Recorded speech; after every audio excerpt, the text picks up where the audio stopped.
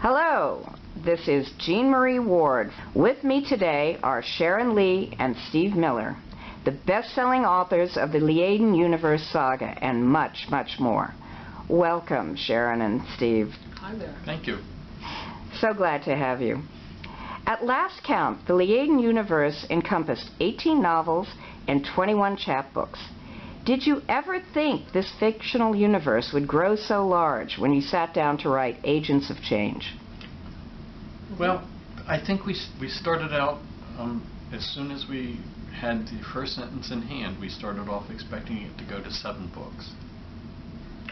Which the Agent of Change sequence does go to 7 books. It's just not the 7 books we had originally planned them to go to, because we sold the first 3 on a 3-book contract, and the publisher, our editor at that time, was with Del Rey, and Del Rey had 3 books, and if you're not a bestseller, you're out. So we didn't get to write the other 4 books in sequence. Oh, it was out of sequence. That was the reason they weren't the 7 books you planned. It wasn't the characters taking...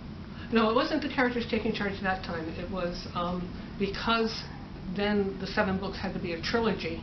We had to take out various storylines in order to make it sort of a trilogy. The third book of what appeared to be a trilogy was actually a very rapid, I hate to say it, but mishmash of what had supposed to have been happening, and we had to take Patron Euspelium totally out of the book, and the book was supposed to involve him drastically. The end result is that when we got finally a new publisher, we had several books that came out very strange because they were putting Patron in back where he belonged. Yeah, I Dare especially is very strangely structured because we had to dump Patron's entire backstory, which should have happened in Carpe Diem and Plan B and spread out, into I Dare, and then everybody who had been running real time in the series and Patron had to meet up at Elm and Chestnut at 6 o'clock on Monday afternoon.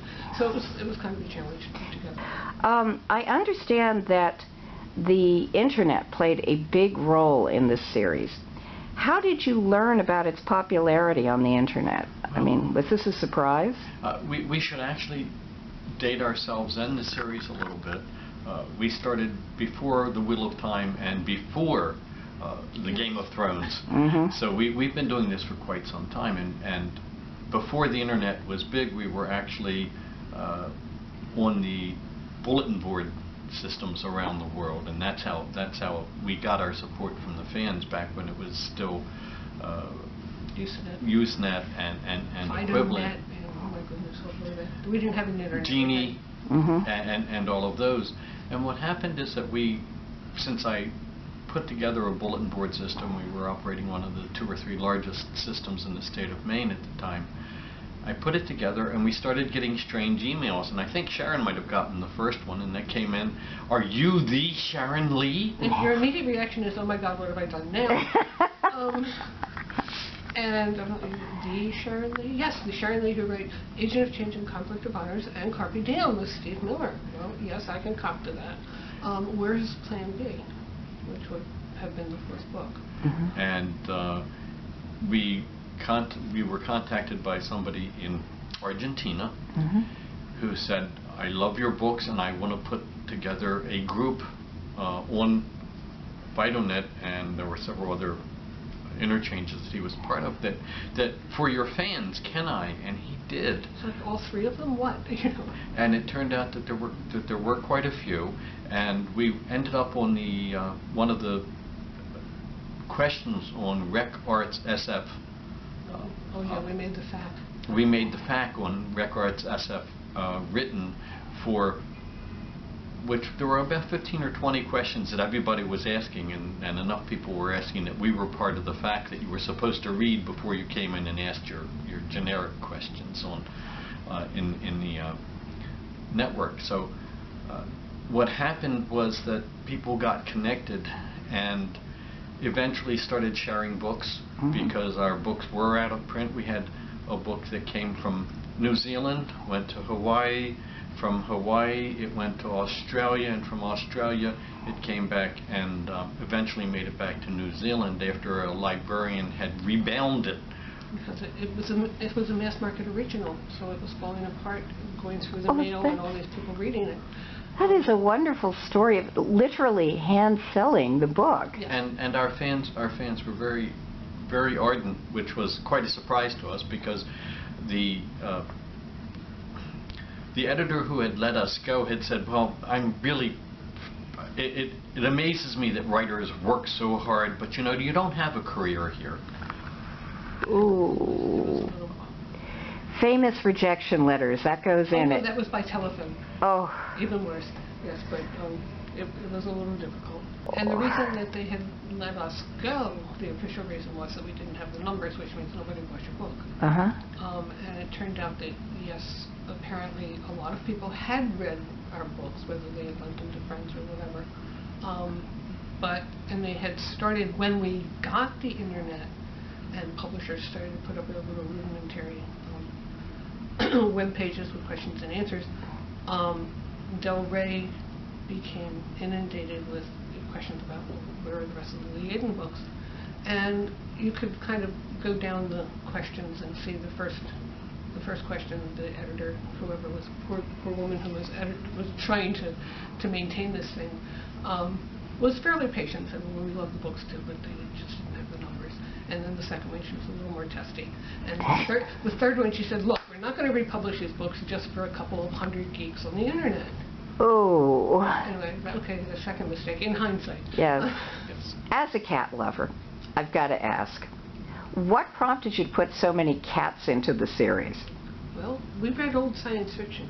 And in old science fiction, there were a lot of dogs. And we felt at that point that cats were underrepresented.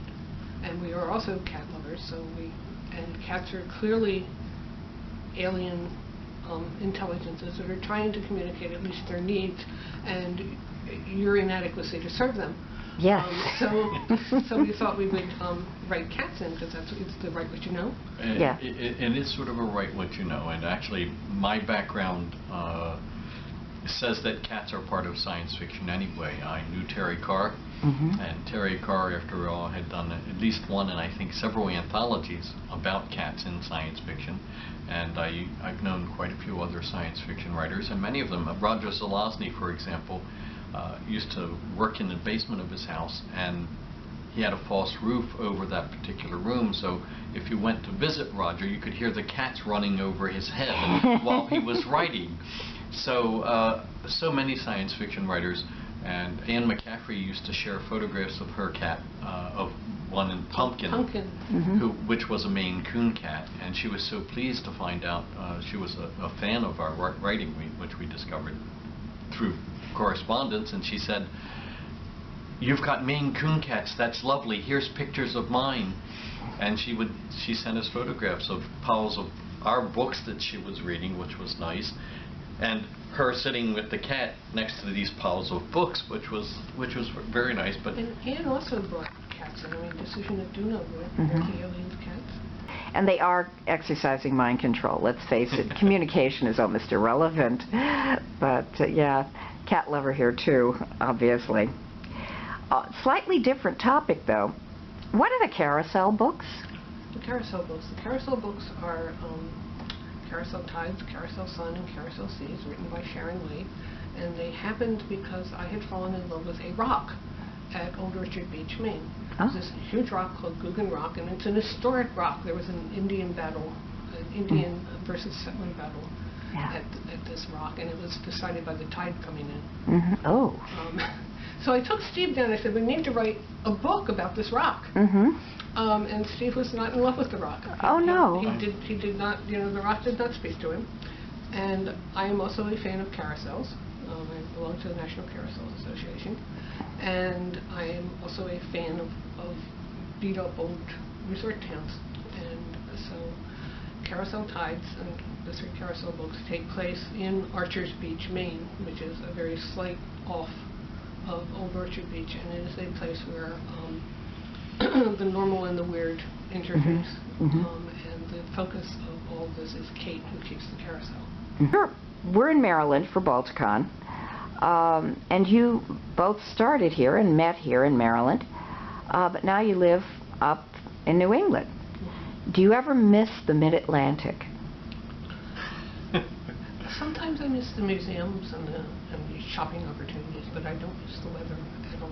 Mm-hmm. And you like those resort towns that are kind of dilapidated. Right. And Ocean City had been one of my favorite towns when I was a young man, and the last time I went back, I'm speaking Ocean City, Maryland, for those who, there are a number of Ocean Cities. New Jersey. And it had been one of my favorite towns, and the last time I went there, it was unrecognizable. They had turned it into a total high-rise resort and etc. So I think we're not missing that. What we do frequently miss, I think, is Maryland food, because while we don't mind the seafood that we get in New England, a lot of it is really good. The essence of crab cake is just not available. It's just not there. They just don't get it. Yeah, lobster rolls are not the same. They're wonderful in their own way, but they're not the same. What are y'all working on now? Actually, we just turned in a book right Oh, before cool. we came to the con, The Gathering Edge, and we have 4 books yet under. I think it's 4 books yet under contract. What happened was we got a contract for 5 books. We turned in 2 books, and they gave us a contract for 2 books, so we can go back out. Oh, cool. But I think we're at 4 books now. And we have several other projects that are kind of on the cusp, and we really can't say, gee, guess what, until there's a little bit more substantial things. We're not simply looking at the run of the series, the exact arc of the series that we're in, but we're looking at a couple of other things. And besides that, we understand that there's a couple of anthologies out there that would like to challenge us with a couple more short stories. So we may be doing short stories for a month or 2 and then get back into the... Oh, that sounds wonderful. I know your fans will be happy for all of this work. We're coming up against the end of the interview. Is there anything you'd like to add? Thank you. Thank you. We're glad to be here as returning guests of honor here at Balticon, and it's great that we have the fans to help make it happen. And we're just thank you, and thank you for the rest of the fans.